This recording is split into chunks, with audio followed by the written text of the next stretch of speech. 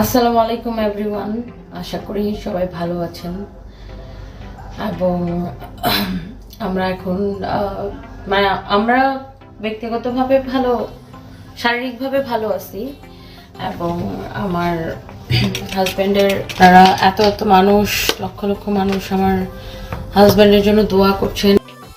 গত সপ্তাহে স্বামী সায়েম হোসাইন মারা যাওয়ার পর কাজে আসেননি রুবায়েত ফাতেমা তনি। গতকাল লাইভে এসে জানায় আবারও কাজে ফিরছেন তিনি।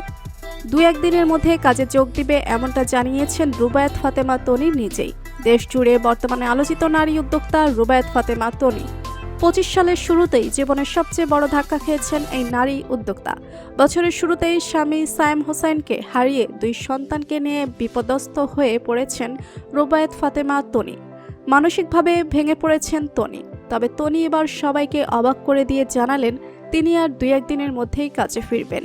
তনির এমন কথায় অবাক হয়েছেন নেটিজেনরা। তনির স্বামী সায়েম হোসাইন মারা গিয়েছেন মাত্র 2 দিন হয়েছে। স্বামী সায়েম হোসাইন মারা যাওয়ার একদিন পরেই তনি জানিয়েছেন তিনি আবারও কাজে ফিরছেন।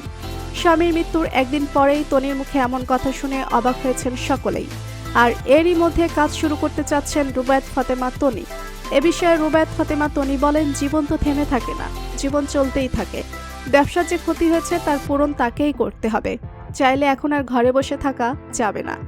তবে সায়েম হোসাইন মারা যাওয়ার মাত্র একদিন পরেই তনির কাজে ফিরতে চাওয়ায় মন্তব্য উঠেছে সোশ্যাল মিডিয়ার মাধ্যমে। এমনকি স্বামী মৃত্যুর দ্বিতীয় দিনেই শোরুম ওপেন করেছিলেন রুবায়েত ফাতেমা তনি। অ্যাসিস্ট্যান্টদের দিয়ে লাভ করাচ্ছেন রুবায়েত ফাতেমা তনি।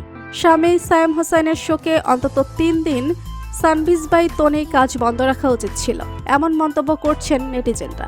বন্ধুরা, স্বামী মারা যাওয়ার 3 দিন পরে তনির কাজে ফেরার বিষয়টা তোমাদের কাছে কেমন মনে হয় কমেন্ট করে জানিয়ে দাও তোমাদের মতামত।